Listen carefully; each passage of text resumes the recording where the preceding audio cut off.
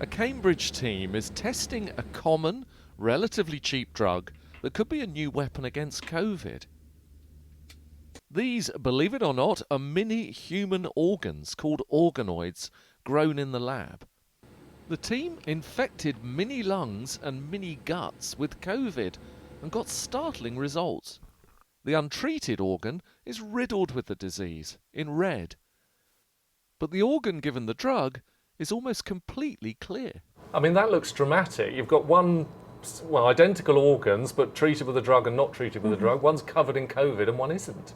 Exactly. And this is all because with our drug, these cells were made resistant to the virus. Were you surprised, just out of interest, when you got these results? Absolutely.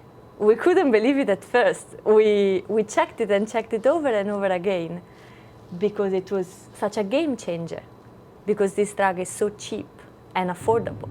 Time to look away if you're squeamish, because they didn't just test it on mini organs. Together with a team in Newcastle, they also tried it on full-sized, donated human lungs that weren't suitable for transplant. Both were given COVID. The one without the drug became very infected. The one given the drug got very little infection.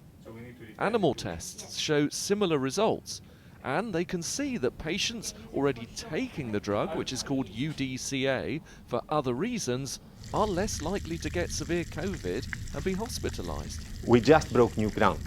We have a very, very good indication that this might work. But we need to be absolutely certain before we roll it out in patients. And the only way to be absolutely certain is to go to a clinical trial. I guess the key question people will be asking is, could you have this instead of a vaccine? Because this is just a simple pill, isn't it?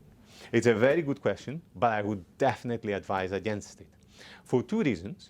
First of all, the vaccines work very well, especially if you're not a high-risk group. And secondly, we're tackling the problem from different angles. So the vaccines train your immune system to identify and kill the virus. You absolutely need it. This is your first line of defense.